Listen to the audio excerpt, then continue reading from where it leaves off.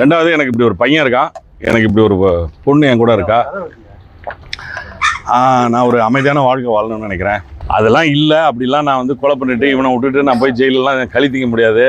நீ வந்து சொல்லு சொல்லு சொல்லு சென்ட்ரவா நீல்வா சொல்லு. இந்த ஆடியோ வாய்ஸ் கொஞ்சம் தயவு செய்யுங்க. நிறைய விஷயங்கள் இருக்கு, நானும் சொல்ல போறேன். ரெண்டு பேரும் பார்த்துக்கலாம். அமைதியா போகிறதா போக வேண்டியதான்.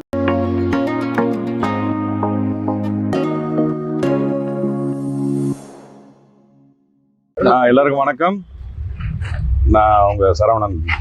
இது எதுக்கு இந்த சந்திப்புனா, என்னுடைய முதல் மனைவி வந்து ஒரு 2-3 நாளாக யூடியூப்ல வந்து போலீஸில் வந்து என்னை வந்து கொலை மிரட்டல் விடுக்கிறாரு, எனக்கு உயிர் பாதுகாப்பு கொடுங்கன்னு சொல்லி மௌலிவாக்கம் ஸ்டேஷனில் வந்து கம்ப்ளைண்ட் கொடுத்துருக்காங்க. நான் இவங்களோட வாழ ஆரம்பித்து 12 வருஷம் ஆகுது. எனக்கு வந்து ஒரு பையன் இருக்கான், இவன் பேர் தீரஜ் கிருத்திக். இவன் வந்து 4வது படிக்கிறான். இவனுக்கு 9 வயசு ஆகுது. என்னடா 9 வருஷம், இந்த 12 வருஷமா எதுவுமே பேசாமல் இருந்துட்டு இப்போ வந்து புதுசாக ஒரு கேஸ் கொடுக்குறாங்க. அதையும் இந்த ஊடகங்கள் வந்து எடுத்து போட்டு சரவணன் வந்து கொலை முயற்சி பண்ணுறாருன்னு நியூஸில் 2 நாளாக நியூஸில் ஹாட் நியூஸாக போயிட்டுருக்கு. அதெல்லாம் இல்லை, அப்படிலாம் நான் வந்து கொலை பண்ணிட்டு இவனை விட்டுட்டு நான் போய் ஜெயிலெலாம் கழித்திக்க முடியாது. அந்த மாதிரி எண்ணங்கள்லாம் எனக்கு எதுவும் இல்லை. அவங்களுக்குலாம் உயிருக்கெல்லாம் எந்த விதமான என்னால் எந்த பிரச்சனையும் வராது அப்படின்னு சொல்கிறதுக்காக முதல்ல. அதுக்கப்புறம் வந்து ரெண்டாவது எனக்கு இப்படி ஒரு பையன் இருக்கான், எனக்கு இப்படி ஒரு பொண்ணு என் கூட இருக்கா. நான் ஒரு அமைதியான வாழ்க்கை வாழணும்னு நினைக்கிறேன். எங்கிட்ட இருந்து எப்படியாவது பணத்தை அபகரிக்கணுன்றதுக்காக அவங்க செய்கிற முயற்சிகளில் நான் கோர்ட்டில் கேஸ் போட்டுருக்கேன். நான் வந்து இது கேட்டிருக்கேன், டைவர்ஸ் கேட்டிருக்கேன். அவங்க என் மேலே வந்து எதிர்த்து ஜீவனாம்சம் கேட்டிருக்காங்க. அது வந்து இப்போ கீழ் கோர்ட்டில் வந்து மாதம் 1 லட்ச ரூபா கொடுங்க. நான் வந்து இல்லை, நான் அப்பீல் போட்டிருக்கேன். அது இல்லாமல் என்னோட மேலே வந்து 2 வீடு இருக்கு. நான் ஃப்ளாட்டில் 2 வீடு வச்சிருக்கு. வந்து கீழே கார் பார்க்கிங் இருக்குது. அந்த கார் பார்க்கிங் வந்து ராமமூர்த்தின்ற ஒரு நபர் வந்து அதை அபகரிக்க முயற்சி பண்ணுறாரு. அந்த ராமமூர்த்தி தான் இவளுக்கு சொல்லி கொடுத்து, என்னுடைய இந்த முதல் மனைவிக்கு சொல்லி கொடுத்து இவ்வளோ பிரச்சனைக்கு காரணம் அவர் தான் இந்த ட்விஸ்ட் வேலையே பண்ணதை. இப்போ வந்து அதுவும் கோர்ட்டில் போய் எனக்கு இந்த நண்பர் வந்து மணி வந்து லாயர், என்னோட லாயரை ஜெயிச்சு கொடுத்துட்டாரு. நான் வந்து 17ஆம் தேதி காலையில் அந்த கடையை வந்து கவர்மெண்ட்டே அடித்து உடச்சி எல்லாத்தையும் எடுத்து என் கையில் கொடுத்துட்டாங்க. ப்ராப்பர்ட்டி என் கையில் கொடுத்துட்டாங்க. அது வரைக்கும் போயிருந்த அந்த அம்மா வந்து திடீர்னு கிளம்பி வந்து மத்தியானம் 3 மணிக்கு வந்து என் உயிருக்கு ஆபத்து, என் கேமராவை எடுத்துட்டாங்கன்றாங்க. அதனால வந்த பிரச்சனை தான் இப்போ நான் வந்து இங்கே வந்து நிற்கிறேன்.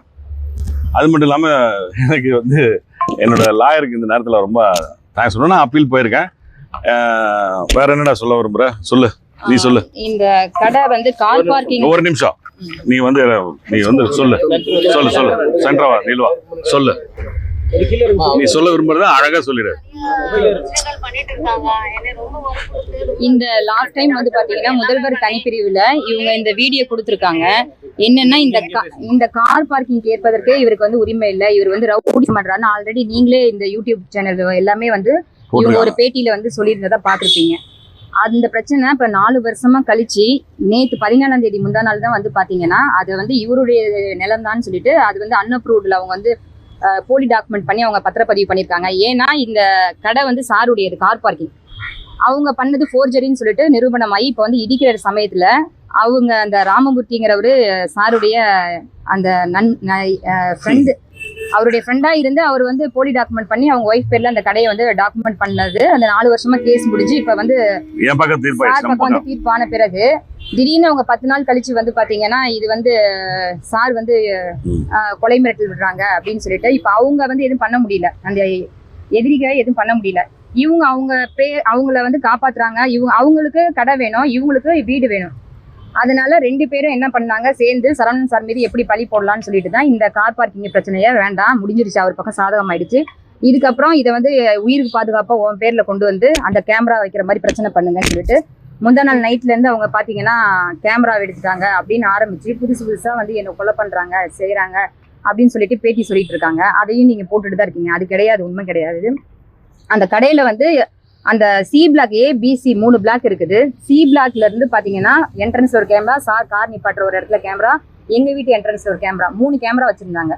அந்த 3 கேமராவும் பாத்தீங்கன்னா இப்ப தொட்டா ஆல்ரெடி அந்த அம்மா எல்லாத்துக்குமே கேஸ் போயிட்டே இருக்குது, சும்மா சும்மா போய் கம்ப்ளைண்ட் பண்ணிட்டே இருக்குதுன்னு சொல்லிட்டு வேண்டாம் விட்டுரு வச்சுக்கிட்டு ஓகே அப்படின்னு சொல்லிட்டு விட்டுட்டு சார் எங்க போறாங்க, எங்க ஷூட்டிங் போறாங்க, எப்படி என்ன பண்ணிட்டு இருக்காங்க எல்லாத்தையும் இவங்க பாக்குறது மட்டும் இல்லாம எங்களோட எனிமீஸ் அவங்களே எல்லாமே வாட்ச் பண்ணி பார்த்துட்டு தான் இருந்தாங்க. இத்தனையும் சகிச்சுக்கிட்டு நாங்க வந்து வாடகை வீட்டுல தான் இருந்தோம். அந்த அம்மாவுக்கு சொந்த வீடை வந்து கொடுத்துட்டு நீங்க இருந்துக்கோங்க அப்படின்னு சொல்லிட்டு நாங்க போய் வெளியே தனியா வாடகை வீட்டுல தான் இருந்துட்டு இருந்தோம். இந்த பிரச்சனை காரணமாக தான் வந்து இப்போ ஒரு 4 வருஷமா வந்து இருக்கிறோம் இந்த கடை பிரச்சனை. ஏன்னா இந்த அம்மா வீடு வேணுங்குது, அவர் கடை எடுத்துக்கிட்டாரு. சரி நமக்கு சாருக்கு வேற வீடு கிடையாது, சென்னையில இந்த ஒரு வீடு மட்டும்தான் இருக்குது. சரி இங்க இருந்து சரி பண்ணலாம் அப்படின்னு சொல்லிட்டு இருக்கிற இடம் வந்து பாத்தீங்கன்னா நாங்க எங்களை விட அவங்களுக்கு ஸ்பேஸ் அதிகமா தான் இருக்குது. ஸ்பேஸ் கொடுத்து நல்லா வந்து 10 லட்சம் பணம் கொடுத்து நீங்க இருந்துக்கிறதுக்கு எல்லா வசதியும் செஞ்சு கொடுத்து சார் பேரை யூஸ் பண்ணி தான் எல்லாமே அவங்களுக்கு வந்து பாத்தீங்கன்னா ஹெல்ப் பண்ணிட்டு இருக்காங்க எல்லாரும். அப்படியே சரி ஓகே இருந்துக்கிட்டோம் அப்படின்னு சொல்லிட்டு விட்டுட்டு நாங்க விட்டோம். இப்ப வந்து பாத்தீங்கன்னா திடீர்னு வந்து கொலை மிரட்டல் பண்றாங்க, கேமரா எடுக்கிறாங்க அப்படின்னா அந்த கேமரா நாங்க எடுக்காத சொல்லல. அங்க வந்து கவர்மெண்ட் ஆபீசர்ஸ் என்ன சொன்னாங்கன்னா இந்த எலக்ட்ரிக்கல் திங்ஸ் எல்லாமே கடை இடிக்க போறோம், டெமாலிஷ் ஆக போது நீங்க எல்லாமே எடுத்துருங்க, ரிமூவ் பண்ணுங்க அப்படின்னு சொன்னதுனாலதான் நாங்க அடுத்த நாள் காலையில அந்த கேமராவை கழட்டுறோம். அங்க எங்க கேமராவும் இருந்துச்சு, கழட்டியாச்சு.